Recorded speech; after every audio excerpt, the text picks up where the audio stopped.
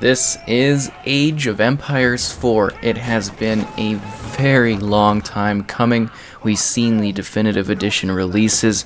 We've known that Age of Empires 4 is releasing, and it's finally here.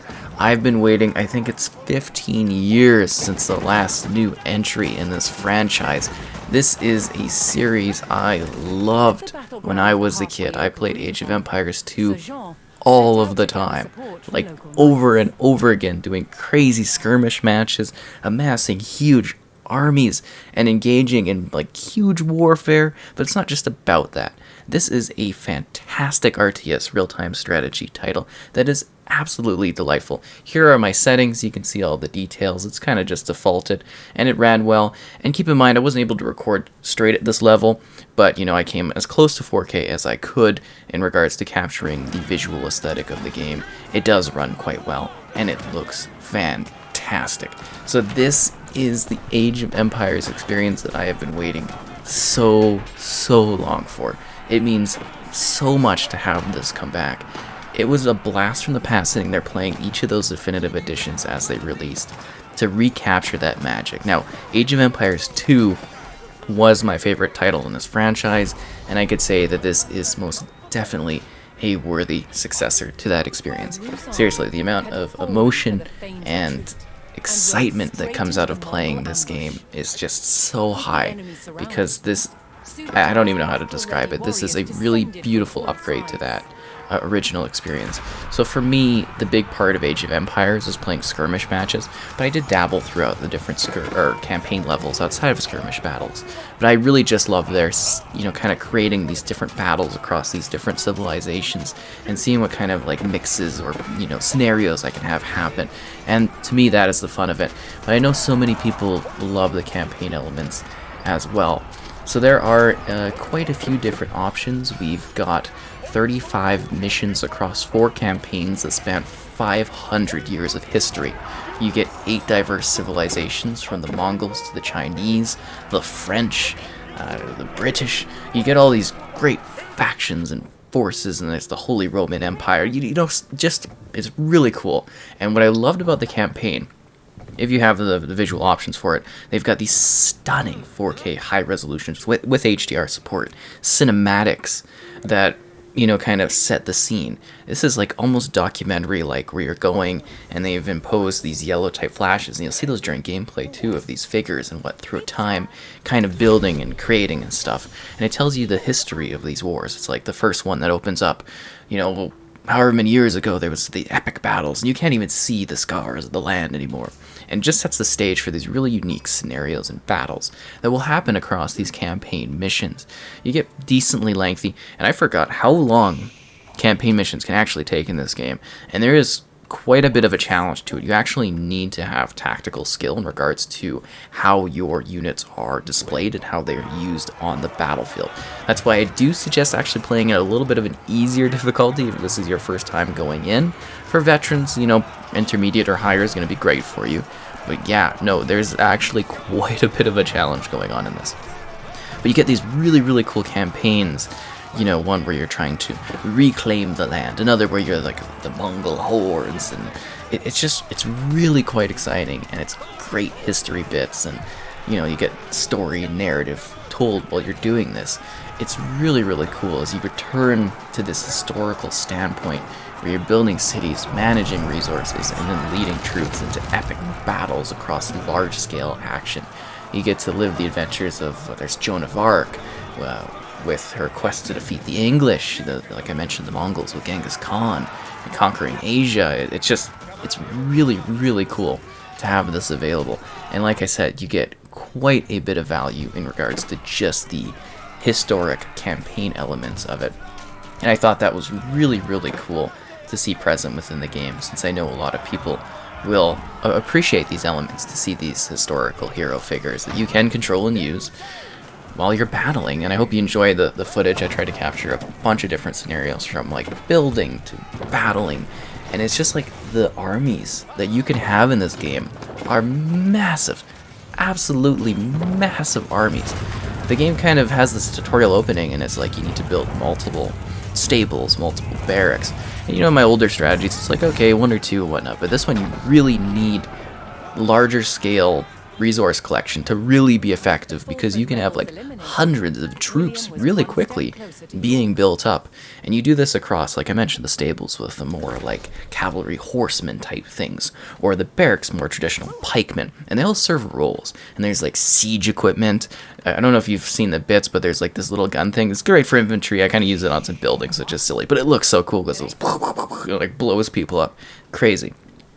But it's really neat to have these massive armies going off against one another.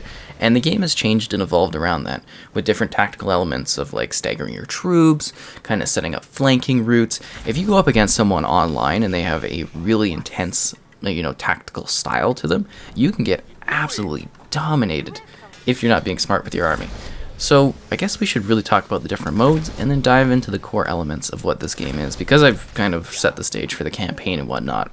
So you could do the local skirmishes. There's also, skirmishes, if you're not familiar with that, you pick your own little design. And there's seeds you can share too if you want to have people battle in similar, kind of areas.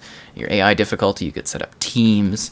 It seems there's a lot more demand on performance when you have, a lot of people on your team. That's a lot of things lit up on the screen at once. It is quite demanding.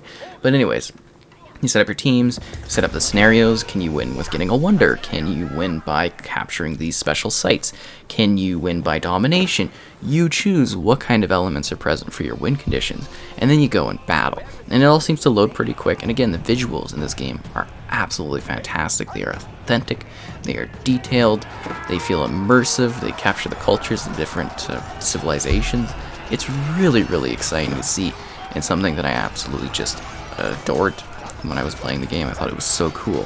So then there's these also like war type mission areas. So these are more like tutorial type things that you can go through.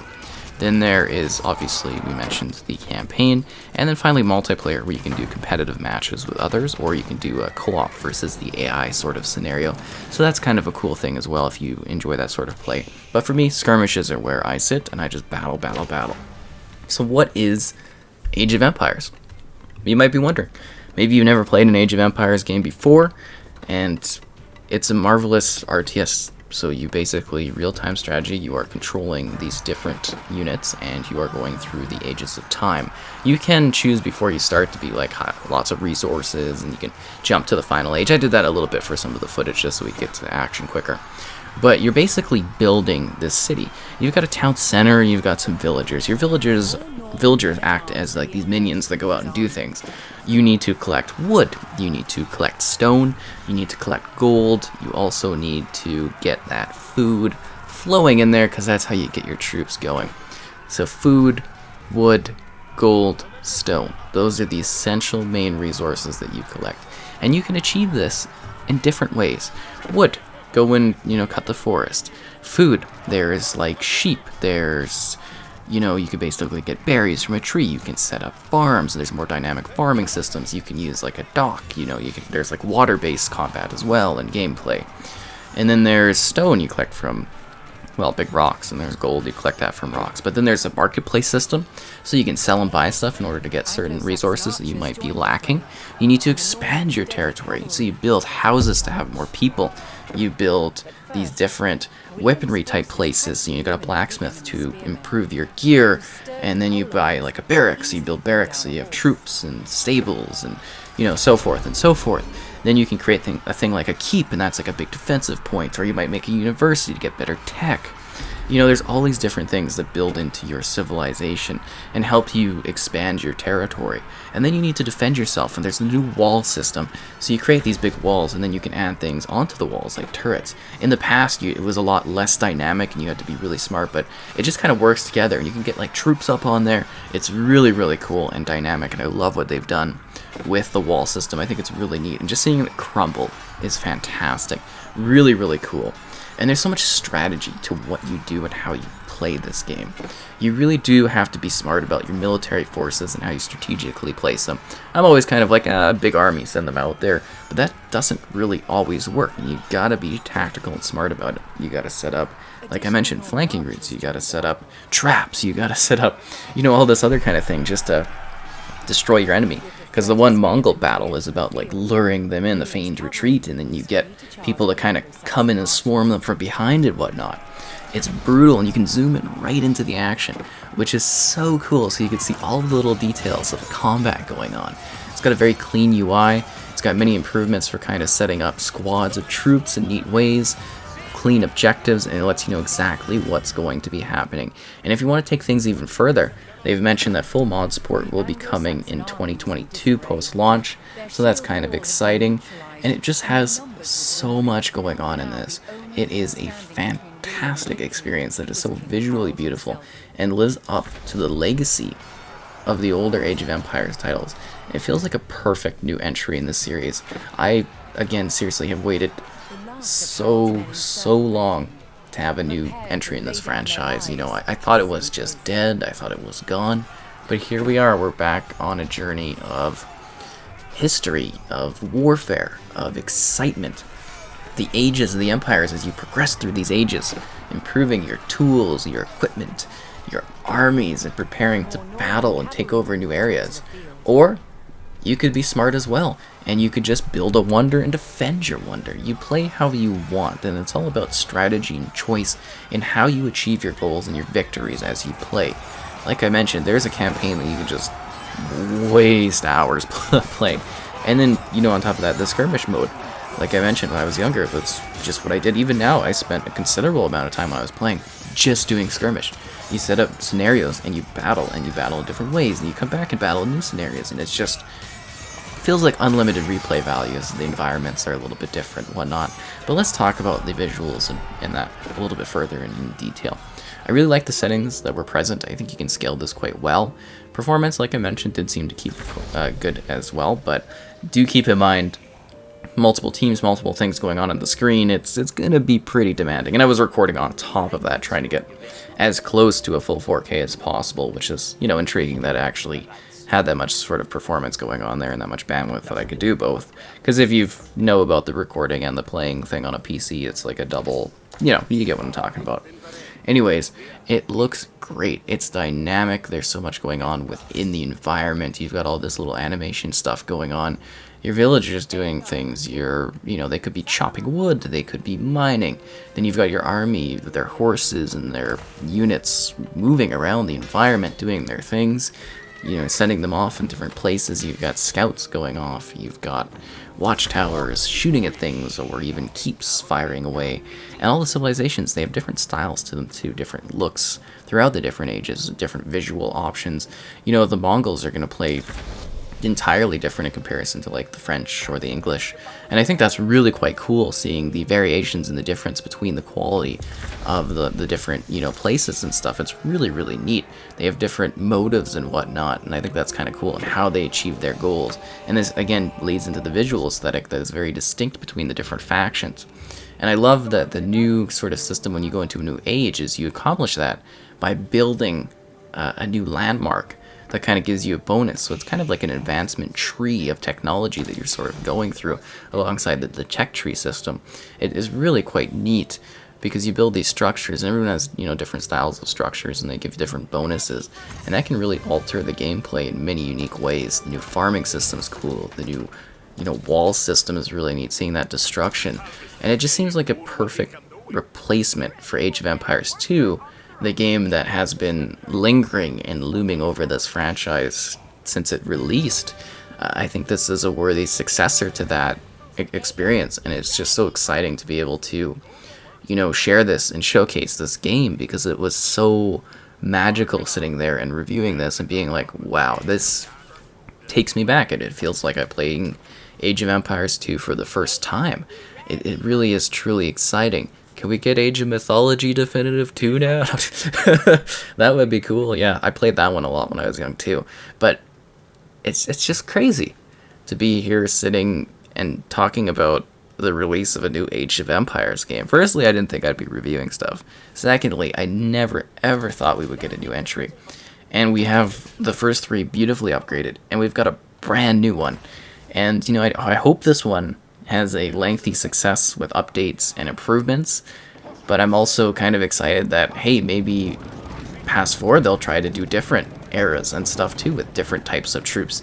That would really excite me as well. I'd really like to see where they could take this sort of core RTS style and really improve things. And the gameplay is smoother than the mouse kind of makes it look. I don't know, but the gameplay feels fantastic. It really does. And you just kind of lead these huge armies in different scenarios, blasting away enemies, creating your legacy, improving your troops. And I really enjoyed that there's so much variation here. You can play a ton of skirmish mode, you can play a ton of multiplayer, you can get a lot of time out of the campaign, seriously. Sometimes it takes a while, and sometimes it takes multiple tries to get it right, and that's why I say, again, lower difficulty might be a little bit better, especially if you're newer. But I think this is a perfect way to kind of get into Age of Empires if you've never played it before. And if you are coming in here as a veteran, you're going to be very, I hope, happy with what what you're witnessing in regards to the gameplay. Being able to enjoy something that feels familiar but is also very fresh and requires new strategies, requires new moves, new ways of how you go about battling and taking on your enemies, new ways to conquest or perhaps even win in more of a peaceful manner. It takes the existing concepts of what you love about this franchise and it just builds upon them. It's safe in that regard, but I loved it. I absolutely enjoyed it, as it attempts to be something that is, easy and accessible for new people, because a lot of people probably don't even know what Age of Empires is. Even with the refreshes, they're probably like, a lot of people just don't know about it because it's been so long since we've had a previous entry. But for those veterans, you're going to come in, you're going to be like, okay, yeah, I like this challenge, and scale it however you want. That's really cool. It offers something for every type of player, and I think that's kind of important when you are reinvigorating life into a franchise that has been calm, dead, and quiet for so many years. Doing remasters can only, a little bit further than that, but, doing definitive editions of these games can only take you necessarily so far in regards to building up an audience. A new entry is really a fresh starting point, and it's hard to hit the mark perfectly well, where that it feels like it hits everybody, and I think that's important here. I do think new players could get into this really easily, and I think old players will really love what they've set up here to enjoy. And as you can tell, I'm really trying to linger that balance, because I know there's so many people that could potentially get into this franchise and be like, whoa, what is this? And you've got this whole swath of games that they've released over the last few years. You can enjoy this and be like, okay, I want some more. And you go back to Age of Empires 1, you go to 2, you go to 3. 2 is really, really great, by the way. And then hopefully this drives future weird different games that, build on the legacy of Age of Empires. And Age of Mythology Definitive Edition, just saying. Anyways, it is so cool. I loved it. I think you'll enjoy it as well. At least I hope you'll go in and enjoy it. I felt some sort of weird magical happiness that I had when I was young playing this without as many cares or worries as I do today. It was just like a really heavy hit of nostalgia for something that is new, right? Like it's familiar. You look at it, you see the market, you see the barracks, you see your stables, you get your troops, but it's bigger and it's more expansive, and it's something that's ready for the modern era to bring fun, excitement, and action to as you send out your troops across whatever sort of weird noble battle you have going on, whether you're someone that actually cares about the story elements, the different heroes of war, or you're someone that just wants to have epic battles. That's up to you. Or maybe you want to show that you're better than people. You play online, you battle with intense strategies. I'm sure some people are probably like looking at some of my combat stuff being like, oh, you should have done this. And, that's totally fair. A lot of more people will be even more intense into the meta elements of the game than I will be. But it's just cool that we have something new, and that it is intriguing, exciting, and I hope I showed off a good balance of building, combat, unique excitement scenarios, and presented the magistry and the magic that is Age of Empires 4 for a new era of gamers to hopefully enjoy like I did when I was young, and hopefully enjoy for many years to come. I hope they expand this and add to it, because I think the potential using this as a base really excites me about this franchise, and I hope that this is a turning point in which the series continues to build momentum and excitement out of users that are intrigued by what it has to offer, because it's a special series to me, and I hope that eventually it may be a special series to you as well. And good luck out there surviving the ages and the epic battles that are awaiting you in this exciting new entry in the Age of Empires series.